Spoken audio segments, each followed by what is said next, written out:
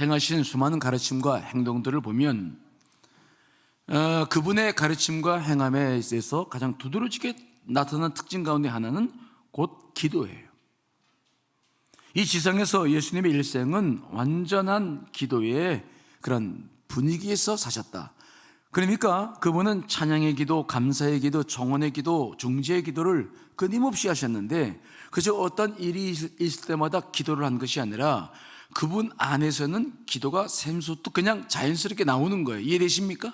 그러니까 그분의 공간복음을 통해서 그분의 삶을 우리가 연구하다 보면은 이분은 그냥 기도에 젖어 있는 거예요. 필요할 때 우리처럼 기도하는 것이 아니라 기도의 상태 속에 있었다. 이해되시나요? 벌써부터 눈을 감으면 제가 곤란해집니다. 예, 벌써부터. 제가 은사 가운데 조는 사람을 분별하는 은사가 있다고 그랬잖아요. 그냥 보면 알아. 거짓말해도 안 돼. 예.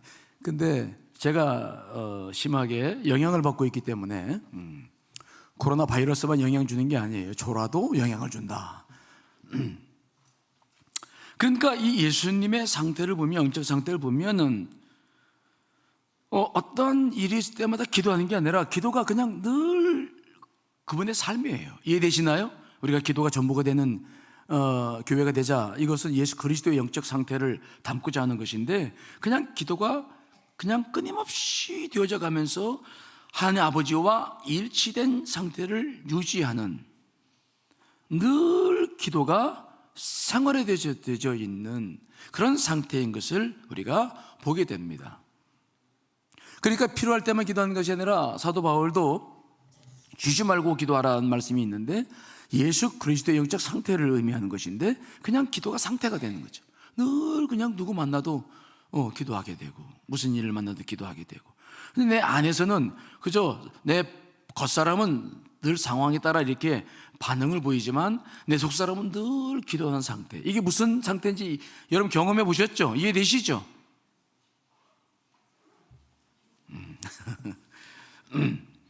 그래서 우리가 늘 그 상태 속에 있는데 그럼 어떻게 주님은 그렇게 사셨을까? 물론 말씀이 육신이 이 땅에 오셨으니 모든 말씀이 그분의 기도죠. 그런데 예수 그리스도의 공생의 생활 속에서 나타난 말씀들을 쭉 보면 그분의 생애 속에는 시편 기도가 녹아져 있어요. 무슨 말 이해되시나요? 그분의 기도 생활 속에는 시편 기도가 그냥 녹아져 있어. 그냥 녹아져 있어요. 말씀하시는 것들, 기도하시는 것들 속에 요한복음 15장 그 이후에 17장 말씀 쫙 봐도 이 시편 부분들이 다 녹아져 있어. 특별히 그분은 마지막 숨을 거두는 마태복음 27장 46절에도 보면은 그 숨을 거두는 그 고통의 순간에도 그냥 기도가 새어 나와요. 제9시쯤에 예수께서 크게 소리질러 이르시되 엘리 엘리 라마 사막다니 하시니 이는 곧 나의 하나님 나의 하나님 어찌하여 나를 버리셨나이까 하면서 마지막 절규하며 기도로 생애를 마감하시는데 그것도 시편 22편 1편 말씀을 그대로 인용한 거예요. 이해되십니까? 시편 22편 1편이 뭡니까? 내 하나님이여 내 하나님이여 어찌 나를 버리셨나이까 어찌 나를 멀리하여 돕지 아니하시며 내 신음소리를 듣지 아니하시나이까. 이 말씀이 예수 그리스도의 영 안에 그냥 녹아져 있어요. 그래서 그분이 고통 속에서 마지막 숨을 거둘 때에도 나의 하나님 나의 하나님 어찌하여 나를 버리셨나이까 시편 20편 말씀이 그대로 기도로 올려지는 모습을 보게 됩니다. 이러한 전통 때문에 사도들도 초대교회 사도들도 계속해서 그분들 속에서 역사하고 있는 것은 시편의 기도는 시편으로 계속 올리는 일들이 있어져서 초대교회에서부터 가장 중요한 기도의 교과서를 이제 시편으로 삼고 있었죠. 유명한 신학자 크리스토퍼 바르트도 그는 말하죠. 시편은 기도를 배우는 학교다. 기도는 오직 기도를 통해서만 배워지게 되는데 우리가 하는 기도를 통해서도 기도를 배우지만 시편을 통해서 기도를 충분히 배우고 넉넉히 배우고 훌륭한 기도를 배운다는 것입니다. 이해되시나요? 그래서 오늘 우리는 이 수요 예배를 통해서 그 기도를 배우고자 하는 거죠. 특별히 이 시편을 기록한 작가들은 다윗을 비롯해서 많은 사람들이 있는데 이 시편의 작가들은 성령의 특별한 은총과 영감을 가지고 시편을 기록했어요. 그래서 이 시편의 언어 하나하나는 서술적인 언어가 아니죠. 그러니까 역사서를 기록하거나 산문체 어떤 사실을 기록하는 언어와 기도의 언어, 시의 언어는 달라요. 이 언어 속에는 어떤 그 음률과 감정과 영적 체험과, 그러니까 어떤 사건을 소설적으로 해서 기록하는 언어하고는 아주 다른 언어가 시편의 언어인 것이죠. 그래서 이 시편의 언어가 우리 영혼에 들어올 때 우리는 같이 그 영의 반응을 보이기 시작하죠. 여러분들도 시편이 자리하게 되고 시편을 여러분들 안에서 영혼 속에 깊이 이렇게 외우던 이것들이 여러분들 안에 차곡차곡 쌓이게 될 때 이제 시편 저자들과 같은 풍성한 영성으로 기도하게 되는 여러분들이 될 줄 믿습니다. 우리가 오늘부터 시작을 해보는데 굉장히 중요한 시도를 하는 것이죠. 사실은 아직 한국 개신교회는 이 시편으로 기도하는 걸 잘 모르고요, 아직 그렇게 기도하는 교회는 없을 거예요. 그래서 이 시편으로 기도하는 것은 우리 교회에서도 굉장히 중요하고 저로서도 굉장히 중요한 이제 일을 하는 것인데요, 여러분들 안에 그리스도의 형상이 새겨지는 일이 저는 목회할 때 가장 중요한 목표인데, 그것을 형성시키는 과정 속에서 이 시편의 기도는 중요한 역할을 하고 있습니다. 자, 그러면 이 시편 150편을 어떻게 다 우리가 기도할 것인가, 여러분들은 어떻게 응용할 것인가. 여러분 들어오실 때 이미 나눠드린 게 있습니다만 시편으로 기도하는 거 요거 다 받으셨죠? 요거 저는 이 시편 기도 요 쪽복음 요거 가지고 다니는데 여기다 이렇게 껴가지고 늘 이렇게 다녀요. 그래서 우리는 이 시편을 다 차례대로 할 수도 있지만 상황에 따라서 시편 기도를 응용할 수가 있어요. 자, 제일 먼저 여러분 이미 말씀드렸습니다만 엄지에 한번 펼치고, 엄지척. 여러분 어떤 때 엄지척이에요? 이거는 최고라는 거지. 오늘 저녁 맛있었어요, 딱 엄지척. 이 엄지척 으뜸이다. 여러분 우리가 가장 으뜸으로 해야 할 게 뭐냐? 그것은 하나님을 찬양하는 겁니다. 뭐라고요? 찬양하는. 그래서 여러분 찬양하고 싶을 때 거기에 보면 10편, 8편, 15편, 18편 쭉 써 있죠. 이것들 중에 하나를 선정해 가지고 그 시를 읽고 기도해 보는 거죠. 그러면 정말 좋은 찬양을 할 수 있고요. 그 다음에 이 검지는 무엇을 할 때 우리가 쓰죠? 이 검지 요거는 지적할 때, 지적질할 때 쓰잖아. 이렇게 지적할 때. 이것은 교훈시와 지혜시를 의미하죠. 거기에 1편, 19편, 34편, 36편 쭉 써 있어요. 뭔가 지혜가 필요할 때, 교훈이 필요할 때 그 시편들을 먼저 한번 살펴보세요. 그 다음에 가장 손가락 중에서 긴 것이 뭡니까? 중심이 돼야 된다. 우리의 삶의 중심이 돼야 되는 것은 뭐냐면 감사예요. 범사에 감사하라. 그래서 늘 마음이 힘들 때마다 감사의 시를 올려드리면 마음이 풀어져, 금방 풀어져. 거기에 감사시 9편, 18편, 30편, 32편 분류되어져 있죠. 그 다음에 이 네 번째 손가락을 뭐라고 말하죠? 이거를 약지. 뭐라고요? 약다. 그게 그런 것이 아니라 이게 약하다 그런 의미인데, 왜 약하다 그러냐? 여러분 손가락 이렇게 해보세요. 이렇게 주먹 쥐어보세요. 엄지 펴지죠? 검지 펴지죠? 중지 펴지죠? 약지 펴집니까? 이게 약지는 이게 펴지려면 이게 안 돼. 제일 약해가지고. 그리고 이 약지는 우리 심장하고 가장 가까운 곳에 있어. 그래서 결혼 반지를 어디다 낍니까? 여기다 끼는 거야. 심장과 심장이 연결돼 있어. 이게 약지는 이게 다른 건 다 돼. 근데 요거는 이게 잘 안 돼요. 이거는 뭔가 신뢰가 필요한 거예요. 신뢰가 필요할 때, 뭔가를 할 때 신뢰시. 거기에 11편, 16편, 23편, 25편 쭉 있어요. 뭔가 내가 막 연약하고 힘들 때 이제 그게 필요하다. 그 다음에 가장 못난이 손가락이 뭡니까? 엣지. 우리 충청도는 깨끼 손가락이라고 하고 새끼 손가락이라고 하고, 그런데 가장 못난이, 내가 가장 어려움에 처했을 때, 정말 간척이나 탄원과 비탄에 잠겨 있을 때, 시편은 이 비탄시가 많은데 이제 그런 것들이 거기에 있을 때 그것들을 먼저 읽으면서 기도하면 좋아요. 그런데 시편으로 기도할 때는 어떻게 기도하는 게 좋을까? 가장 좋은 방법은 한 절 읽고 기도하는 것도 굉장히 좋아요. 한 절 읽고 기도하고, 한 절 읽고 기도하고. 그런데 그렇게 습관적으로 되어지면 너무 형식적이 되니까 더 좋은 방법이 있는데, 시편을 읽어가다가 감동이 오는 단어나 문장이 있을 때 딱 멈추고 그것을 붙잡고 기도하는 거죠. 주님, 이게 왜 제게 느낌을 주는 거죠? 이 단어가, 이 문장이. 그리고 잠깐 살핀 다음에 깨달아지는 게 있어요. 그걸 붙잡고 기도할 때 성령님의 도우심을 받을 수 있어요. 왜 그러냐? 자, 디모데후서 3장 16절로 17절 말씀 읽어보겠습니다. 시작.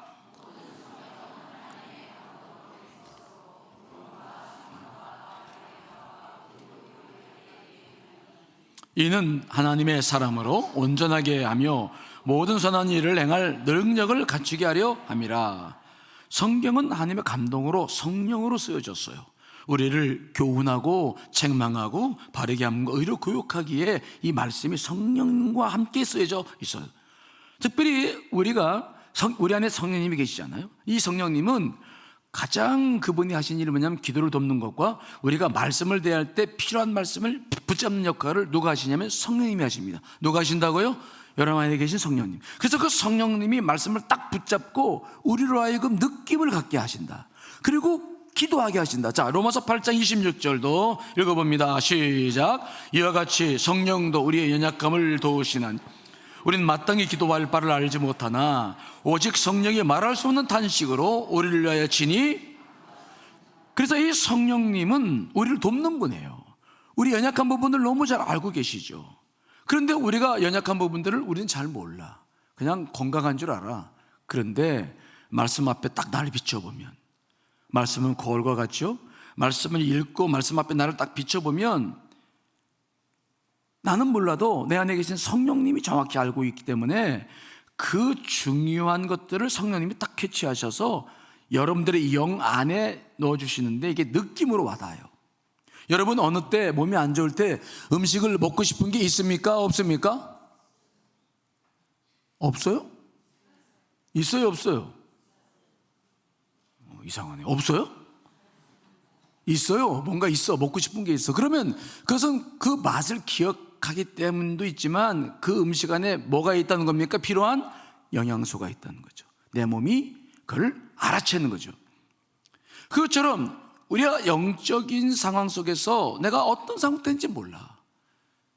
지금 막 고민하는 문제만 막 붙잡혀 있어. 이게 진짜인 줄 알아. 그런데 정말 중요한 것은 고린도전서 2장 11절에 나와 있는 것처럼 내 사정을 제일 아는 것은 내 영이고 하나님의 사정과 내 사정을 잘 아시는 분은 성령님이셔.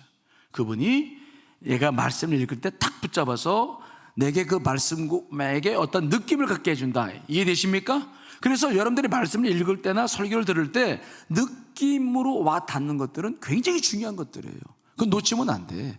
그것은 거기에 여러분들의 기도의 제목과 그 말씀 붙잡고 나가야 될 방향들이 다 거기에 잡혀 있어요. 따라합시다. 느낌을 소중히 여겨라. 졸아서는 안 된다. 그런데 그 느낌이라고 하는 것을 대할 때 중요한 것은 그 느낌을 붙잡고 주님 왜 이렇죠? 내가 왜 이런 느낌이 들죠? 그러면 잠깐만 물어보면 성령님께서 금방 깨닫게 하세요.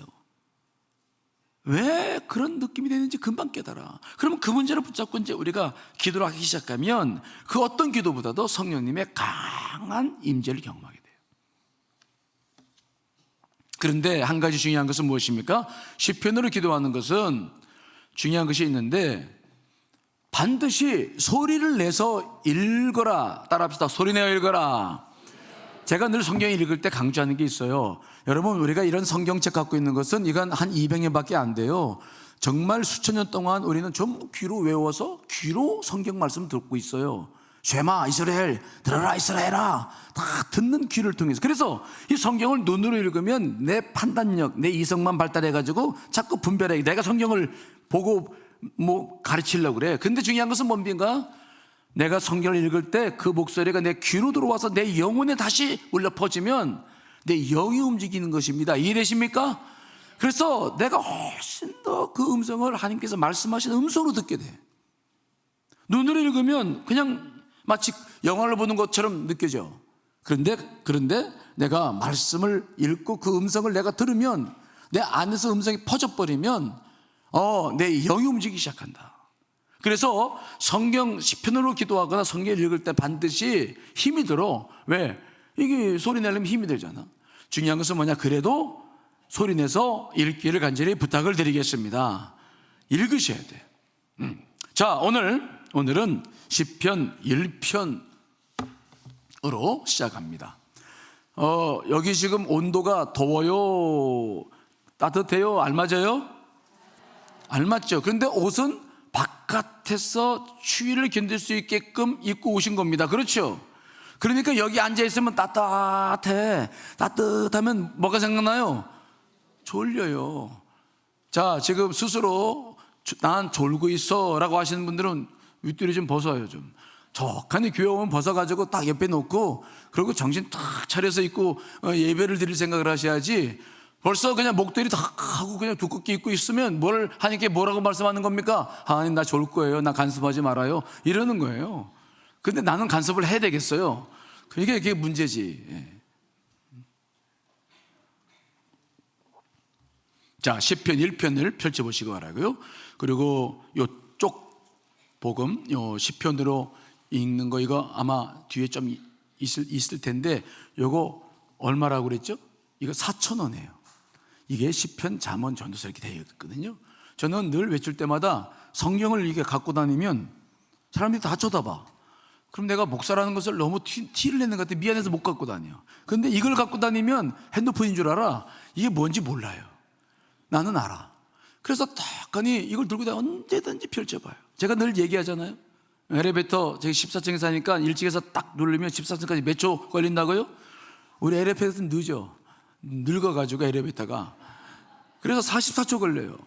그래도 그때 딱 보면 그 말씀 그대로 한 자리 그대로 내 안에 들어올 수 있어. 저야. 그리고 딱 하고 올라가면 어느 순간이든 이렇게 또 포장을 해가지고 다니면 누가 누군지 몰라. 나는 너무 좋아. 사람들이 모르고 나는 알아. 기분 좋잖아. 읽고 규제하고. 그래서 늘 시편으로 기도하는 사람들은 시편으로 기도하면서 늘 손에 핸드폰 속에 있는 거 잡지 마세요. 핸드폰에는 성경 말씀만 있어요? 아니면 세상 잡다한 거 다 있어요? 저 좀 봐요. 핸드폰에는 성경만 있어요? 아니면 세상 잡다한 거 다 있어요? 다 있어요. 저는 제일 보기 싫은 게 예배드리는 데서 핸드폰 탁 꺼내가지고 성경 찾아. 거의 다 이해를 해야 되는데 아직도 내가 신세대가 안 돼가지고, 나는 그것보다는 크리스천들은 좀 말씀을 가지고 다녀야지. 그게 좀 그렇다고 한다면 이렇게 이게 시편이라도 하나 갖고 다녀야지. 말씀과 함께 해야지. 핸드폰은 여기다가 집어넣고 그냥 갖고 다녀야지. 그렇죠? 네. 오늘 요구하는 게 많아요. 첫 시간이라서 그렇습니다. 그리고 수요 예배는 제가 시간은 딱 지킵니다. 몇 시에 끝나느냐? 8시 45분 종치입니다.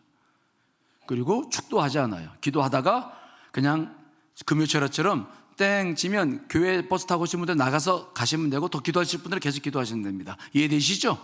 그렇게 진행할 거예요. 자, 시편 1편을 펴주시고요. 시편을 읽을 때는 감정을 넣고, 마치 시편 1편 다윗이 기록했는데 감정을 넣어서 정말 느낌을 가지고 읽으셔야 돼요. 그냥 읽으면 안 됩니다. 자, 한번 1편 1절부터 6절까지 여러분 다 읽으면 힘이 드니까 제가 여러분 교독합니다. 복 있는 사람은 악인들의 꾀를 따르지 아니하며 죄인들의 길에 서지 아니하며 오만한 자들의 자리에 앉지 아니하고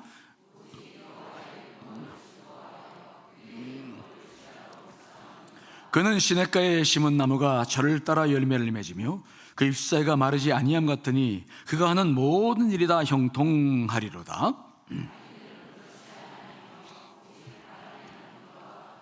그러므로 악인들은 심판을 견디지 못하며 죄인들이 의인들의 모임에 들지 못하리로다. 무릇 의인들의 길은 여호와께서 인정하시나 악인들의 길은 망하리로다. 시편 1편은 시편 150편 전체에 해당하는 중요한 주제를 담고 있어요. 가장 중요한 거죠. 다윗이 기록을 했는데 언제 기록했는지 알 수는 없지만 인생을 많이 이제 어느 정도 산 다음에 인생을 관조하는, 즉 바라보고 볼 수 있을 때 기록했을 것이라 생각을 하는데, 오늘 다윗은 이 시편 1편에서 두 가지의 길이 있음을 말을 해요. 두 가지의 길. 어떤 길인가? 우리는 세상 사람들처럼 육신의 정욕과 안목의 정욕과 이상의 자랑을 가지고 살 수 있어요. 세상 사람들이 가는 길이죠. 오늘 이 길을 다윗은 어떻게 표현하고 있느냐? 악인의 길이다 라고 표현하죠. 그러나 또 한 사람의 길을 이야기하는데, 의인의 길, 복 있는 사람이란 누군가 의인인데 그 의인의 길은 어떤 것인가 라고 하는 것을 우리들에게 얘기해 줘요. 두 가지의 길이 있다. 자, 우리가 잘 알고 있는 로버트 프로스트의 시 있죠? 자, 한번 시를 한번 같이 읽어보겠습니다. 시작. 단풍 든 숲속에 두 갈래 길이 있었습니다. 그날 아침 두 길은 똑같이 놓여 있었고 낙엽 위로는 아무런 발자국도 없었습니다. 나는 한쪽 길은 훗날을 위해 남겨놓았습니다. 길이란 이어져 있어 계속 가야만 한다는 걸 알기에 다시 돌아올 수 없을 거라 여기면서요.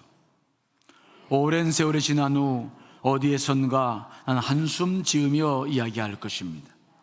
숲속에 두 갈래 길이 있었고 나는 사람들이 적게 간 길을 택했다고, 그리고 그것이 내 모든 것을 바꾸어 놓았다고. 두 갈래의 길이 있죠. 인생에는 두 갈래의 길이 있어요. 어느 길을 가느냐가 인생 전체를 바꿔놓는 것입니다. 오늘 다윗은 우리들에게 이 시편을 기록하면서 두 갈래의 길이 있다. 당신은 어느 길을 갈 것인가 선택하라 라고 질문을 하는 것입니다. 오늘 이미 우리는 한쪽 길을 선택해 왔지만, 한쪽 길을 선택해서 이 길이 정말 의인의 길이요 걸어갈 길이라 생각하고 이 길을 걸어오고 있지만, 그런데 걷다 보면 또 새 길이 있어요. 제가 이걸 경험해요. 나는 집에 쫓겨나가지고 주위에 길을 가겠다고 이 길을 걸어왔다고 그랬잖아요. 저는 이렇게만 하면 그냥 하나님의 길을 자동적으로 걸을 줄 알았어. 그런데 이 길 걷다 보니까 또 무슨 길이 보인다고요? 또 새 길이 있어. 그냥 주님, 이렇게만 그냥 걸어가면 주님을 위해 산다고 생각했는데 걸어보니까 또 새 길이 있네. 또 결단해야 돼. 또 살다 보니까 또 새 길이 있어. 주의 말씀 따라 사는 것, 이것이면 충분하다고 생각했는데 걷다 보니까 또 새 길이 나와. 또 새 길이 나와. 늘 길을 결단하고 선택하지 않으면 하나님을 향해 나아갈 수 없는 것을 깨달아요. 한 번 선택했다고 그 길이 완전한 것은 아닌 것임을 생각하는 것이죠. 그래서 늘 두 갈래 길이 있다. 늘 걸어가야 될 길이 있는 반면 또 새 길이 또 있어. 여러분도 이런 걸 경험하시죠? 늘 두 갈래 길이야. 늘 새 길이 있어. 그래서 우리는 그때마다 오늘 이 말씀을 붙잡아야 돼요. 자, 그러면 먼저 다윗은 복 있는 사람, 의인의 길을 이야기하면서 의인은 세 가지의 것들을 잘 선택하는 사람들이다. 자, 1절 말씀 같이 읽습니다. 시작. 복 있는 사람은 악인들의 꾀를 따르지 아니하며 죄인들의 길에 서지 아니하며 오만한 자들의 자리에 앉지. 세 가지 거를 잘 구분해. 첫째는 뭡니까? 악인들의 꾀. 악인들의 꾀, 악인들의 이야기를 먼저 구분해야 된다. 멀리 해야 된다는 거예요. 왜요? 악인들의 이야기를 자꾸 들으면 우리는 영향을 받을 수밖에 없고, 그 생각들이 쌓이고 말이 자꾸 쌓이면 우리는 행동을 하게 돼요. 생각은 행동을 유발하죠. 생각이 쌓이면 행동을 하게 돼. 그래서 우리가 정말로 주님의 길을 걷고 말씀의 길을 걸으려면은 가장 먼저 복 있는 사람들은 듣는 것을 삼가해야 된다는 겁니다. 따라합시다. 듣는 것을 삼가해야 한다. 아무 것이나 들으면 안 된다는 거예요. 모든 일은 누군가로부터 어떤 말을 듣는 것부터 시작해요. 가끔 교회에 보면, 교회에 제가 있다 보면 사전 예약도 없이 막 찾아온 사람이 있어. 무조건 찾아와서 만나겠다는 거야. 누군지도 모르고 만난다? 그래서 그 사람과 대화를 튼다? 그것은 통로를 열어주는 거예요. 그 사람과 나와 관계를 맺기 시작하는 거예요. 그래서 누구를 만난다는 것, 대화를 한다는 건 굉장히 중요한 일이에요. 제가 최근에 이야기를 하면 오해가 있을까 봐 과거에 있었던 이야기를 좀 드림. 제가 강화에서 목회를 했을 때 강화에 농촌 청년들이 결혼을 못하니까 통일교 요것들이 와가지고 한 청년을, 우리 교회 청년을 꼬셔가가지고 통일교로 교육을 받게 해서 일본 처녀랑 결혼하게끔 돼 있었어. 그 부모가 알고서 저한테 와가지고 상의를 어떻게 하면 좋겠냐고. 그러냐고. 아니 그놈이 그랬냐고. 몰랐다고. 그리고 장로님들하고 교회 중직들을 불러 모아가지고 어떻게 하면 좋겠냐고. 그래가지고 당장 그냥 그 밤에 거기 가 있으니까 가서 데려오라고. 그런데 데려올 때 반드시 부모님이 가야 돼요. 부모님이 내 자식이다 해야 데려오지, 그렇지 않으면 쌈박질하니까 안 돼. 그래서 이제 교회 젊은 사람들 중직과 함께 보내면서 이제 부모님 같이 보내드렸죠. 그래가지고 그 강화읍에 있는 막 그 통일교 쫓아가가지고 뺏어왔어. 막 서로 실갱이 하면서 막. 그런데 그 다음날 통일교 목사가 전화가 와서 막 화를 내면서 그럴 수 있냐고 막. 그래서 뭐가 그럴 수 있는데 왜 당신들이 우리 교인 뺏어가? 그래서 막 강력하게 대처를 했더니 뭐 이런저런 얘기 하더니 결론은 뭐냐면 한번 만나자는 거야. 만나서 대화하자. 만나야 돼? 안 만나야 돼? 왜 만나? 나는 그 청년을 지키려고 그러고 그놈들은 뺏어가려고 그러는데 뭐 타협점이 있다고 만나. 그리고 잘못 만나면요 그놈들은 사진 찍어 놓고 녹화하고 그래가지고 내가 마치 통일교회랑 무슨 관련이 있는 것처럼 거짓 소문을 퍼뜨려가지고 결국은 목회자나 교회가 어렵게 돼요. 한 번 만난다는 것은 한 번 만나는 게 아니에요. 뭔가 대화를 듣는다는 것은 그냥 듣는 것이 아니에요. 그 다음에 일들이 이걸로 통해서 다 일어나는 거죠. 그래서 사람들이 무작정 찾아오는 거예요. 무작정 만나면 일이 되니까 거기서부터 출발되는 것이니까. 여러분 누군가를 만나서 찬양한다는 거 이게 쉬운 일이 아니에요. 거기서부터 모든 일이 시작돼요. 신앙의 역경은 잘못된 한 번의 만남으로부터 출발되는 것입니다. 그렇기 때문에 복이 있는 사람, 의인의 길은 먼저 악인의 꾀를 여러분 조심해야 될 줄 믿습니다. 악인들의 꾀를 따르지 않아야 한다. 이게 첫 번째 분별하는 거예요. 악인들의 꾀. 여기서 뭐야 수덕수덕, 저기서 뭐야 수덕수덕 거리는 것들을 들으면 거기에 가담하는 거죠. 그럴 필요가 없어. 그렇게 시작하면 우리는 절대로 말씀을 따라 살지 못한다. 두 번째, 죄인의 길에 서지 아니한다. 생각이 쌓이면 행동이 돼요. 악한 사람들을 만나서 그들의 이야기에 빠지다 보면 같이 행동을 하게 돼. 죄인의 길에 들어서는 것입니다. 이 죄인이란 말은 뭐냐? 핫타임이라는 뜻인데 표적에서 빗나갔다, 길을 잃어버렸다. 즉 하나님의 말씀과 벗어나서 자기 마음대로 사는 사람들이죠. 사사시대의 사람들처럼 그때에는 이스라엘에 왕이 없었으므로 사람마다 자기 소견에 옳은 대로 행하였다. 그렇게 사는 사람들이 죄인입니다.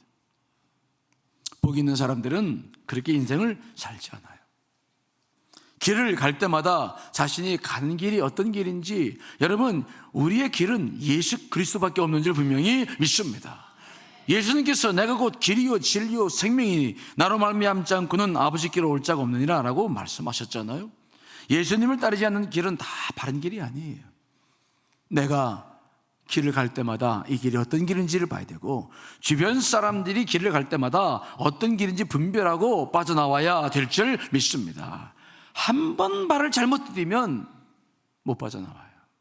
빠져나올 때 많은 희생을 치러야 돼요. 그래서 지혜로운 사람들은 첫 번부터 분별해야 돼요. 악인의 꾀를 듣지 아니해야 됩니다. 죄인의 길에 서지 말아야 될 줄 믿습니다. 이것이 우리들에게 있어서 가장 중요한 거예요.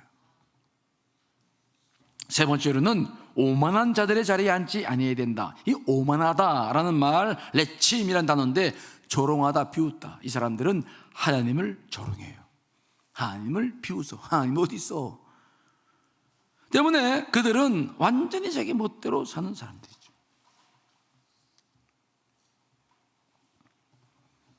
전에 어떤 기업가는 세상은 넓고 할 일은 많다, 정말 여러 가지 사업들을 막 병합하면서 큰 기업을 이루었는데 재벌이 되었는데 너무 많은 이제 여러 가지 어려움 때문에 쓸쓸히 생을 마감한 분이 계시죠. 오만한 자의 자리, 이것은 절대로 우리가 앉아서는 안 될 자리예요. 여러분, 어떤 자리든지 오만한 자리에 앉지 않으시기를 간절히 축원합니다. 그 자리는 하나님이 앉으셔야 돼. 하나님이 앉으실 자리를 탐내는 것은 마귀밖에 없어요. 우리는 어디 있든지 앉는 자리를 잘 분별해야 돼. 예수님께서도 우리들에게 말씀하셨죠. 낮은 자리, 겸손한 자리. 자, 누가복음 14장 10절 11절 읽어보겠습니다. 시작.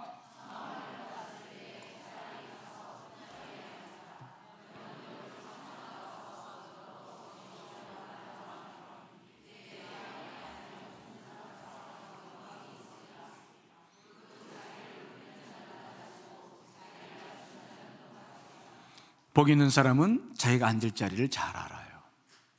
누구와 함께 앉을 것인가, 어디에 앉을 것인가, 이걸 잘 분별하죠. 오늘 시편 1편 1절의 말씀은 대단히 중요한 말씀이죠. 자, 우리 찬양을 한 곡 하면서 이 말씀을 읽고 시편 기도를 할 텐데요. 내 영혼이 찬양을 합니다. 여러분, 우리가 찬양을 할 때 시편 저자의 영성을 보면 늘 자기 영혼을 살펴요. 지금 여러분들의 영혼은 어떤 상태입니까? 피곤합니까?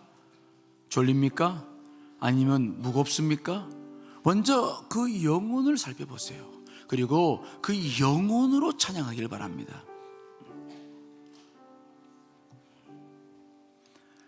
내 영혼이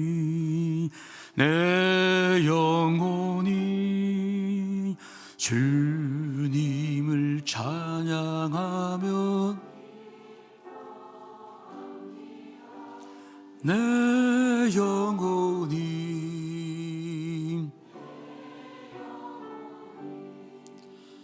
주님을 찬양함. 우리 눈을 감고 깊은 마음으로 내 영혼이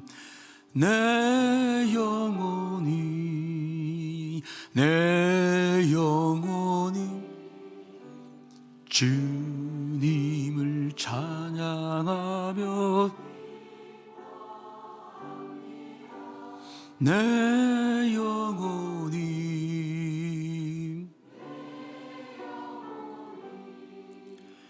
주님을 찬양함니.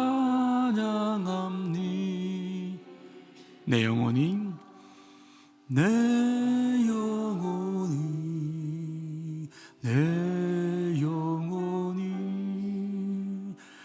주님을 찬양하며 내 영혼이 주님을 찬양함. 내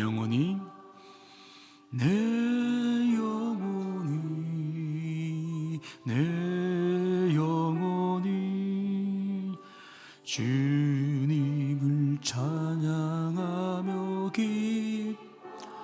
기합니다. 내 영혼이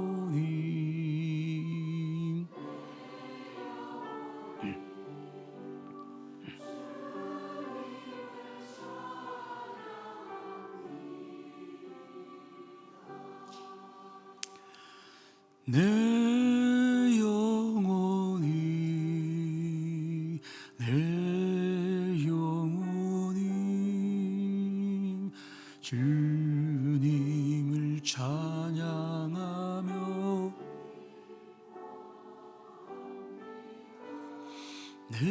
내 영혼이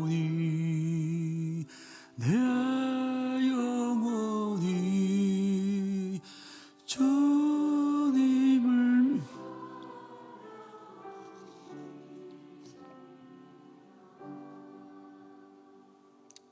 이제 조용히 눈을 뜨시고 1절을 한번 크게 감정을 넣어서 읽고 주신 은혜를 붙잡고 기도하겠습니다.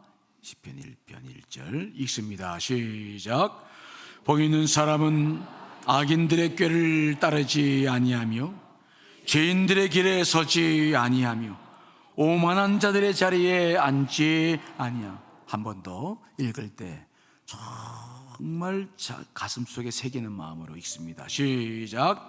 복 있는 사람은 악인들의 꾀를 따르지 아니하며 죄인들의 길에 서지 아니하며 오만한 자들의 자리에 앉지 아니하고. 아멘. 이 시간 주신 말씀 붙잡고 느낌 붙잡고 다 같이 합심해서 기도하겠습니다. 거룩하시고 자비하신 주님, 복 있는 사람이 되기를 원합니다. 악인들의 꾀를 분별할 수 있는 지혜를 주시옵소서. 오 아버지,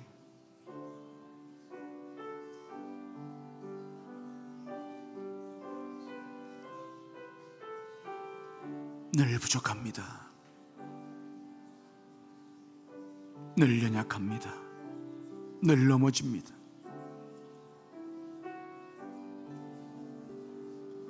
오 주님,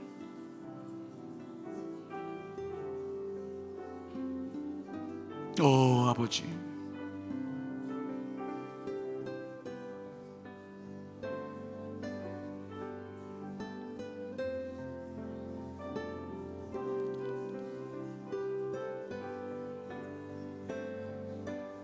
아버지 하나님, 아버지 하나님,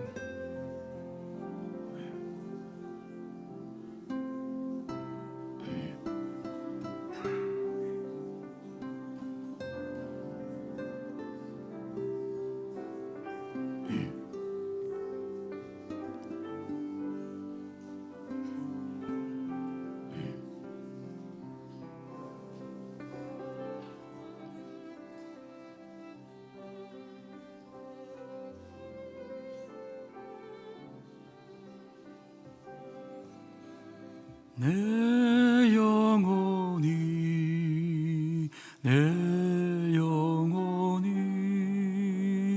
주님을 찬양하며 기뻐합니다. 내 영혼이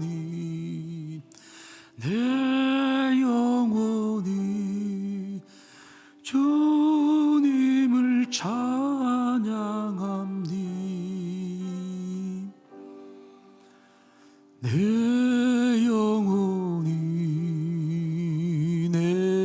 영혼이 주님을 찬양하며 기뻐합니다. 내 영혼이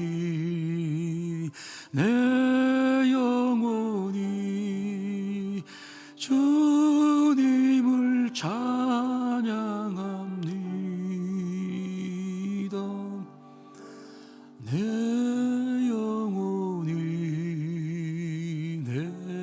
영혼이 주님을 찬양하며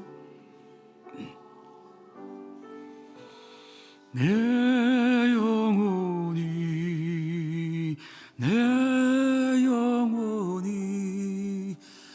주님을 찬양합니다.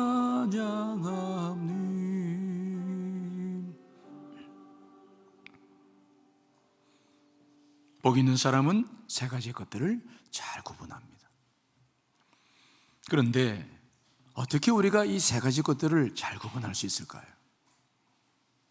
어떻게 우리가 악인들의 꾀를 분별하고 죄인들의 길에 서지 아니하고 오만한 자들을 분별할 수 있을까요? 우리가 의도적으로, 의식적으로 그런 사람들을 분별할 수 있어요. 그러나 한계가 있어요. 자꾸 속아 넘어가죠. 왜? 우리는 너무 부족하기 때문이죠. 그래서 우리가 이 세 가지를 구분할 수 있는 가장 좋은 방법이 있는데, 그것은 바로 뭐냐? 여러분들이 말씀 안에 들어오기를 간절히 축원합니다. 말씀이 내 안에 있을 때 그 말씀에 의해서 자동적으로 무의식적으로 내 영이 분별이 나가기 시작하죠. 그리고 내 걸음을 인도해가기 시작하는 것이죠. 이게 다윗이 발견한 중요한 영적 원리였어요. 그래서 다윗은 그렇게 2절을 말합니다. 오늘 본문 2절 말씀 읽습니다. 시작.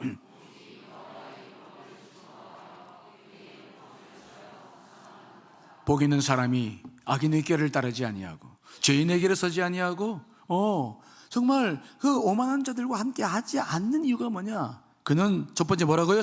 말씀을 즐거워한다는 거예요. 말씀이 너무 즐거워. 여러분과 말씀과의 관계는 어떤 상황입니까? 왜 누구는 말씀이 너무 좋아서 막 꿀통처럼 달다고 말씀이 있는데 어떤 사람들은 말씀을 읽기를 싫어할까요? 여러분, 무엇이 이것을 결정합니까? 중요한 원리가 있는데, 하나님의 말씀을 즐거워하는 사람들은 그 말씀 속에서 하나님의 뜻을 깨닫고 귀한 진리를 발견해 가는 사람들인 줄 믿습니다. 말씀을 통해서 하나님의 뜻을 깨닫고 진리를 알아갑니다. 이것이 나를 변화시켜 나갑니다. 이 사람들은 말씀에 마치 무엇인지를 알아가기 시작해요. 말씀이 너무 달구나. 이걸 경험하기 시작하는 거예요. 그런데 말씀을 읽는데, 말씀을 보는데 아직도 말씀을 통해서 하나님의 뜻을 발견할 수 없고 진리를 발견할 수 없는 사람들은 그 달콤한 맛을 몰라요. 최근에 우리 딸이, 최근이 아니 몇 년 전서부터 평양냉면을 그렇게 좋아하더라고. 아빠 먹으러 가 평양냉면.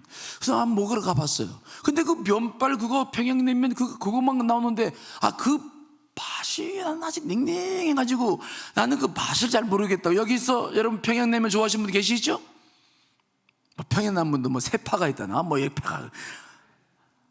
난 맛을 몰라. 그래서 싫어. 먹고 싶지 않아. 아빠 평양냉면 먹으러 갈까? 난 싫어. 나는 함흥냉면이 좋아. 양념이 그냥 새빨갛게 돼가지고 막 그냥 이 맛을 느끼는 거 난 그게 좋아. 왜? 큰 맛을 알겠는데 이 평양냉면은 무엇을 모르겠어. 근데 우리 딸은 그 맛을, 아빠 아직 입맛이 어린아이야. 입맛이 나한테 어린아이래. 그 맛을 모른다고. 주의 말씀에 맛을 아는 사람들은 깨닫는 사람들이에요. 그 속에서 하나님의 뜻이 있다는 것을 발견하고 그것이 나를 변화시키는 것을 너무도 경험해 나가는 거죠. 그래서 그 말씀이 너무 좋아서 말씀이 즐거워지는 거야. 말씀이 즐거워지려면 여러분, 그 말씀 속에 담겨있는 언약의 말씀, 내가 하나님의 자녀라는 거, 그 말씀이 너무 옳아서 내 그 말씀대로 행할 때 겪는 즐거운 기쁨, 이것들을 맛보시기를 간절히 축원합니다. 이것들이 중요한 원인이에요. 그걸 발견한 사람들은 말씀을 놓지 못해.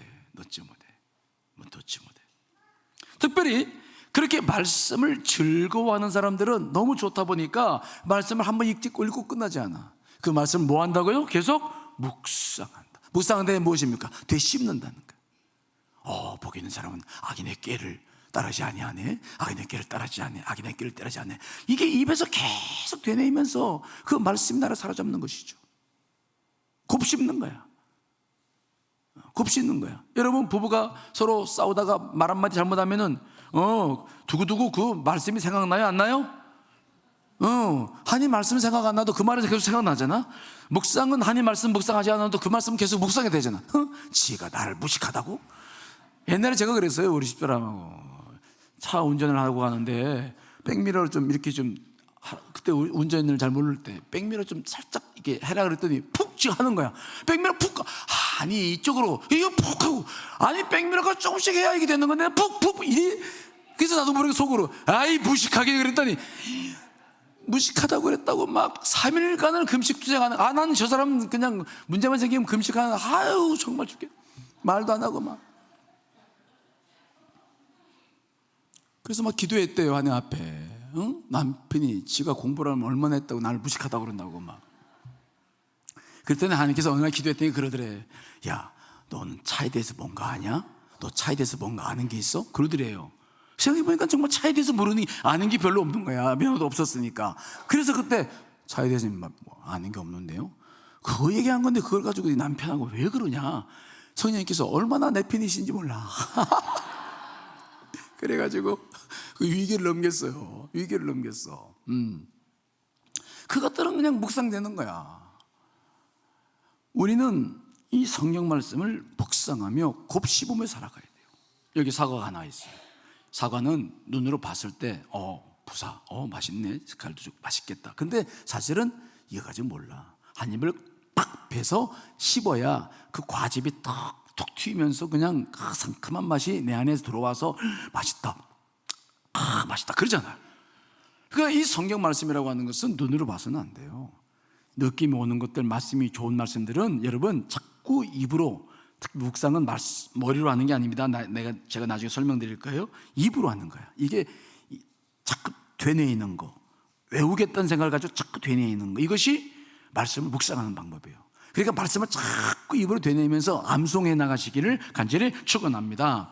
그러면 그 맛이 너무 달죠. 시편의 고백, 시편 119편 103절 말씀 읽어보겠습니다. 시작.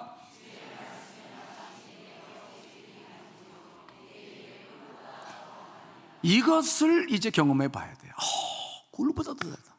입에 막 착착 들어, 이게 막 감기죠. 막 이게 혀에 막 입에 착착 들어붙어. 이게 맛이 좋아가지고 더 이상 다른 게 필요 없어. 이런 상태. 이게 복 있는 사람이 되어가는 과정이에요. 그렇게 우리가 인생을 살아가야 돼. 그래야 나도 모르게 그 말씀들이 피가 되고 살이 돼서, 씹어 먹은 것은 내게 영양을 공급하잖아요. 그렇죠? 피가 되고 살이 돼서 나를 지켜나가듯이 말씀이 내 안에서 피가 되고 살이 돼서 나도 모르게 의식적으로 이거 좋은가 나쁜가 이성으로 판단하지 않아도 벌써 내 영이 판단해. 직감이 벌써 빨라. 이게 가장 빨라. 딱 보면 알아. 그러면 안 가. 뭐 말할 필요 없어. 이해되십니까? 그런 영적인 직감력이 계속 발달해서 내가 이제 주의 말씀을 따라 인생을 살게 되는 거죠. 그래서 이 원리가 바로 복 있는 사람들이 살아가는 인생의 원리다라고 시편 말하고 있어요. 자, 1절과 2절 이제 우리가 읽고 기도를 할 텐데, 자, 주여 주 예수여. 근데 죄송합니다, 미리 말씀드리는데 오늘만 조금 45분 넘게 해야 될 것 같아. 그렇지 않으면 이건 안 돼. 다음 주부터는 시간을, 오늘은 소두가 길었잖아. 그렇죠? 하여튼 오늘만 양해 바랍니다. 자, 주여 주 예수여 같이 한번 부르시고.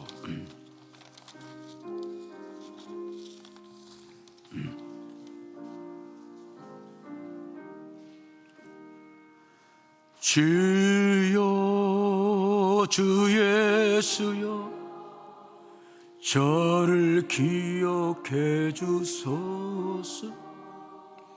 주여 주 예수여 당신 나라 임하실.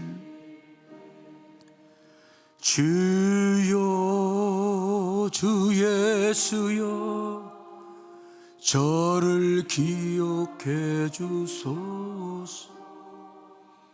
주여 주 예수여 당신 나라 임하실. 주여 주여 주 예수여 저를 기억해 주소서. 주여 주 예수여 당신 나라.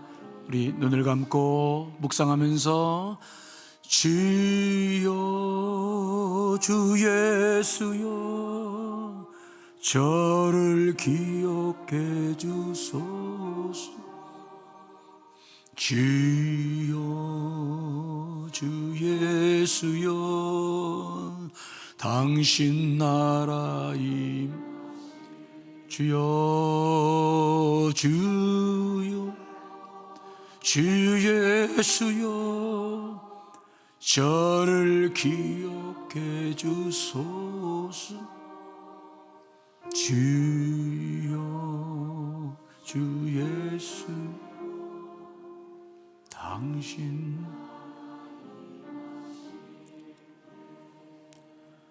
주여 주 예수여 저를 기억해 주소서. 주여 주 예수여 당신 나라 임하실 때. 우리 1절과 2절을 큰 소리를 읽고 기도하겠습니다. 시작. 복 있는 사람은 악인들의 꾀를 따르지 아니하며 죄인들의 길에 서지 아니하며 오만한 자들의 자리에 앉지 아니하고 오직 여호와의 율법을 즐거워하여 그의 율법을 지하로 묵상하는도다. 한 번 더 읽습니다. 시작. 복 있는 사람은 악인들의 꾀를 따르지 아니하며 죄인들의 길에 서지 아니하며 오만한 자들의 자리에 앉지 아니하고 오직 여호와의 율법을 즐거워하여 그의 율법을 지하로 묵상하는도다. 기도하시겠습니다. 아버지 하나님, 말씀 없이는 악인의 꾀를 분별할 수 없음을 고백합니다. 말씀을 즐거워하지 않고는 죄인들의 길을 분별할 수 없고 오만한 자들과 함께 섞일 수밖에 없음을 고백합니다. 아버지, 말씀을 즐거워할 수 있는 은혜를 주시옵소서. 말씀을 기뻐할 수 있는 심령이 되게 해주시옵소서. 말씀을 주야로 묵상하며 말씀에 젖어 살 수 있도록 도와주시옵소서. 오 아버지, 영이신 말씀 없이 무엇을 붙잡고 나아갈 수 있겠습니까? 오 주님,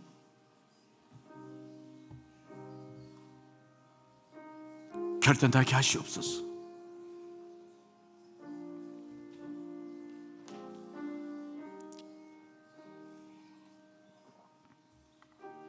주님,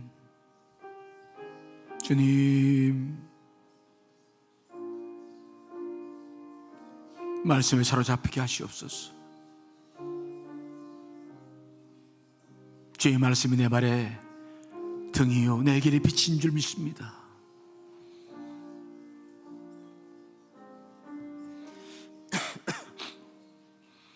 주여 주 예수여 저를 기억해 주소서.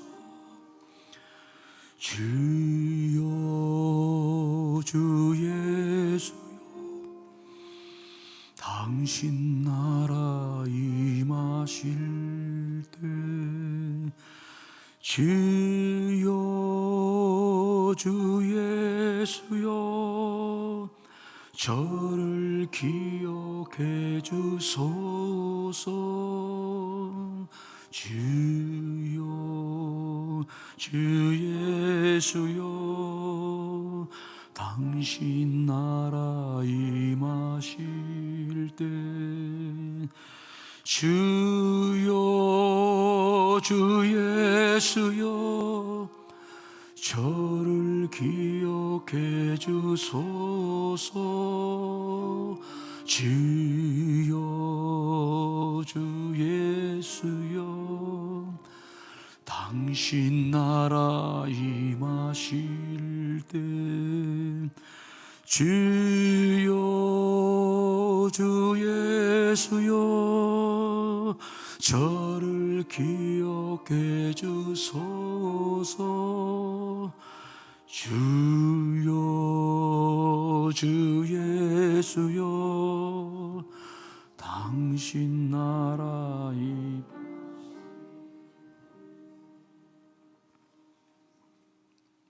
이렇게 주의 말씀을 즐거워하고 주의 말씀을 지하로 묵상하는 사람들은 악인의 길을 따르지 않습니다.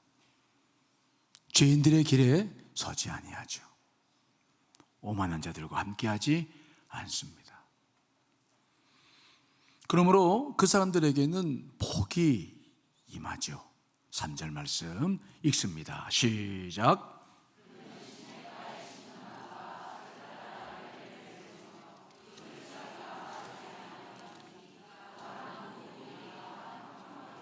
아멘.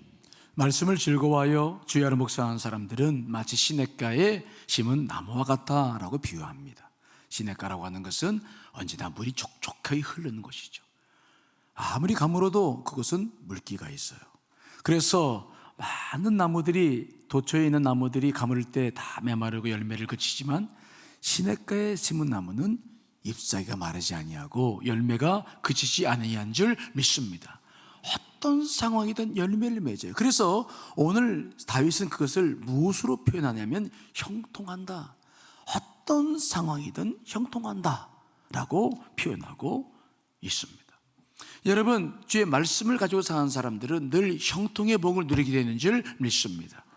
이것은 다윗만 그렇지 않죠. 여호수아에게도 동일한 말씀이 있습니다. 여호수아 1장 8절 말씀 읽습니다. 시작.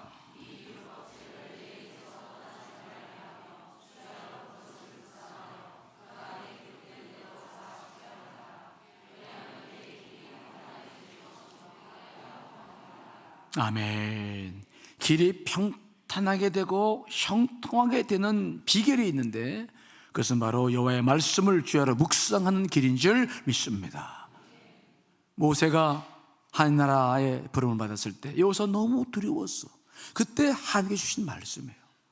두려워하지 말아라. 말씀을 읽고 묵상해라. 그러면 내 길이 평탄할 것이다. 두려워하지 말아라. 형통할 것이다. 여호수아는 이 말씀 붙잡고 가나안 땅을 향해 나아가게 된 줄 믿습니다. 그래서 말씀 묵상과 형통은 수레로 말하면 두 바퀴와 같다. 여러분들이 말씀을 붙잡고 살기 시작한다면 사는 길이 평탄하게 될 것이요 형통의 복을 누리게 될 줄 믿습니다. 내 노력이 아니에요. 말씀과의 관계예요. 이것이 내 안에 말씀이 있을 때 내가 분별력이 있죠. 판단하는 것보다 올바른 판단을 하게 되죠. 결국 여러분들이 걸어가는 길은 평탄한 길이요 형통의 길인 줄 믿습니다. 그런데 이게 없으면 좌충우돌 내 스스로가 뭘 하겠다고 하는데 다 실패해요. 이것이 복 있는 사람의 길과 악인의 길의 큰 차이죠. 자, 우리 이제 1절로 3절을 읽고 기도할 텐데 왕이신 나의 하나님, 정말 그분을 높여드리며 찬양해 보겠습니다.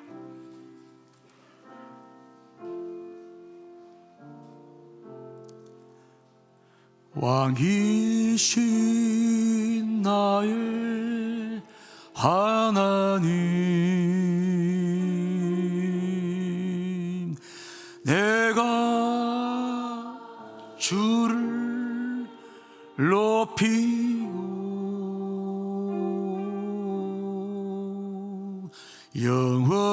영원히 주의 이름을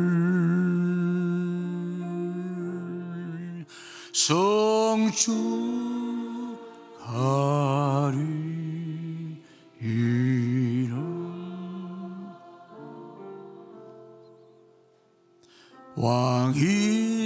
왕이신 나의 하나님, 내가 주를 높이고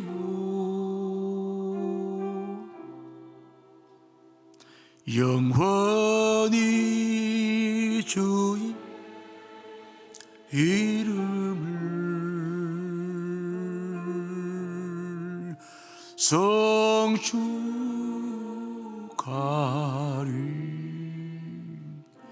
우리 오른손을 들고 고백합시다.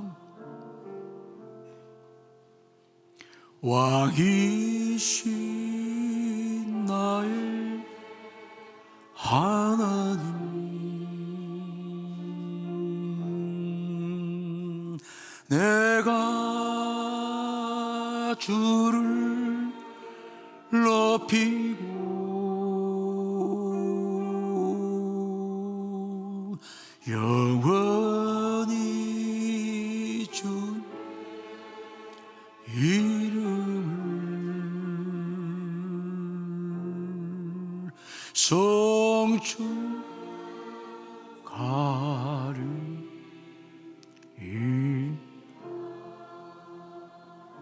깊은 마음으로 한 번 더. 왕이신 나의 하나님,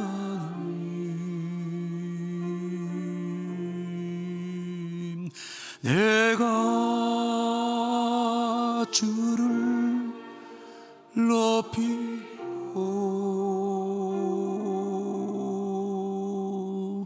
영원히 주 이름을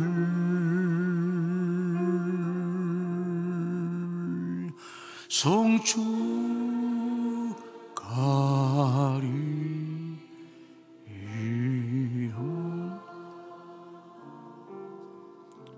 우리 1절부터 3절까지 크게 읽고 기도합니다. 시작.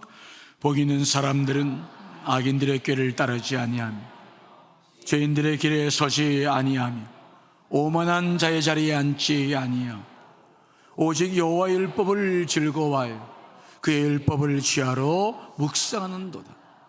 그는 시냇가에 심은 나무가 철을 따라 열매를 맺으며 그 잎사귀가 마르지 아니함 같으니 그 하는 모든 일이 다 형통하리로다.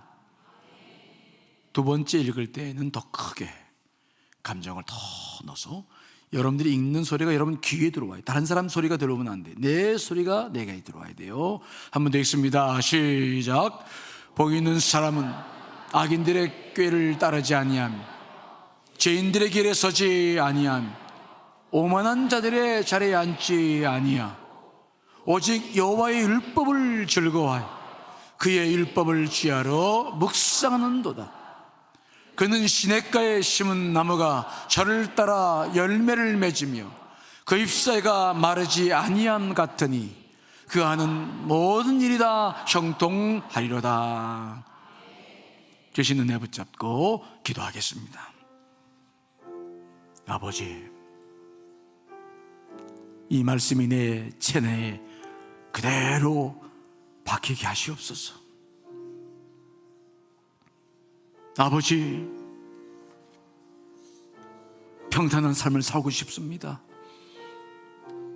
형통의 삶을 살고 싶습니다. 아버지, 그동안 살아왔던 삶이 너무 힘들었습니다.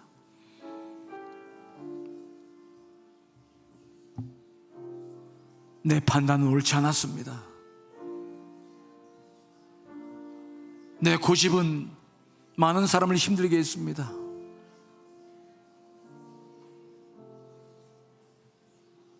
아버지,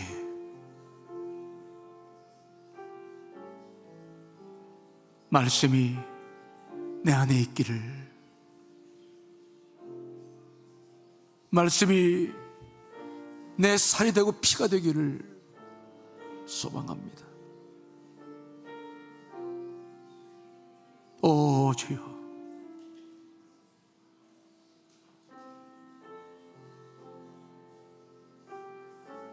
성령님 우리를 도우시옵소서. 우리를 도우시옵소서. 오 아버지,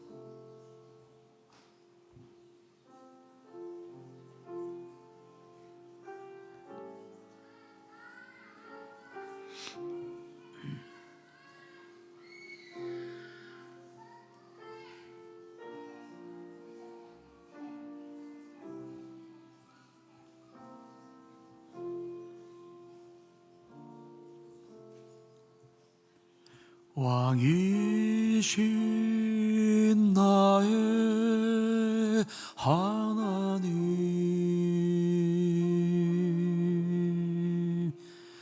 내가 주를 높이고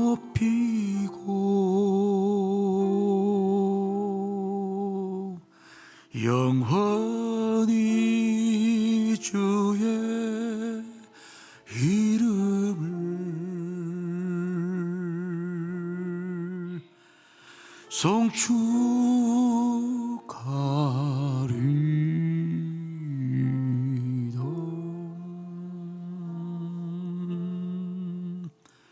왕이신 나의 하나님,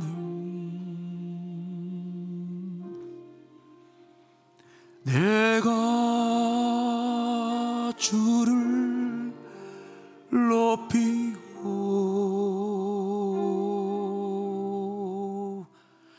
영원히 주의 이름을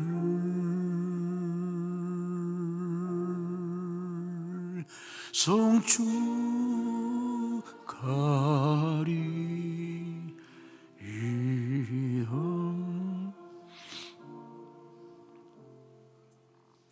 하지만 악인은 그렇지 않습니다. 이제 설명 없이 4절 6절 한번 큰 소리로 읽어봅니다. 시작.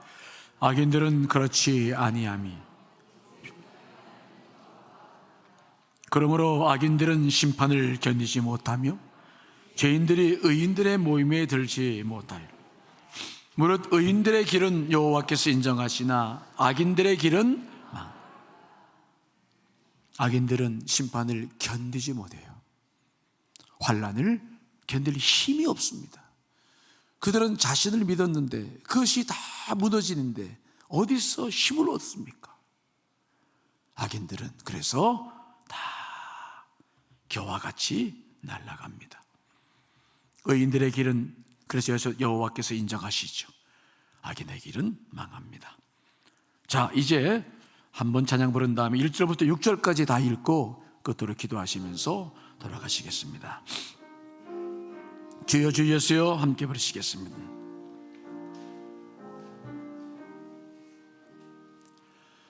주여 주 예수여 저를 기억해 주소. 주여 주 예수여 당신 나라.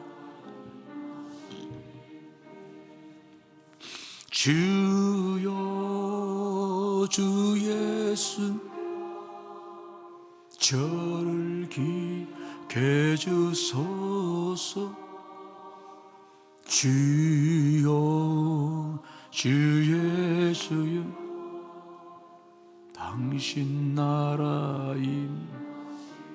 주여 주여 주 예수여 저를 기억해 주소서. 주여 주 예수 당신 나라인. 1절로 6절을 한번 읽고 짧게 이제 각자 종을 5분에 쳐주시고요. 여러분 돌아가실 텐데 오늘 짧지만 여러분 깊은 기도해 주시기 바랍니다. 큰 소리로 정말 다윗의 마음으로 인생을 다 살아봤습니다. 살았더니 정말 이렇더라. 우리가 살아왔던 인생을 돌아보면서 다시 함께 읽습니다. 시작. 복 있는 사람은 악인들의 꾀를 따르지 아니함, 죄인들의 길에 서지 아니함, 오만한 자들의 자리에 앉지 아니함. 오직 여호와의 율법을 즐거워하여 그 율법을 취하러 묵상하는도다. 그는 시냇가에 심은 나무가 철을 따라 열매를 맺으며 그 잎사이가 마르지 아니함 같으니 그가 행하는 모든 일이 다 형통하리로다. 악인들은 그렇지 아니하며 오직 바람에 나는 겨와 같도다. 그러므로 악인들은 심판을 견디지 못하며 죄인들이 의인들의 모임에 들지 못하리로다. 무릇 의인들의 길은 여호와께서 인정하시나 악인들의 길은 망하리로다. 아멘. 다 같이 기도하시겠습니다.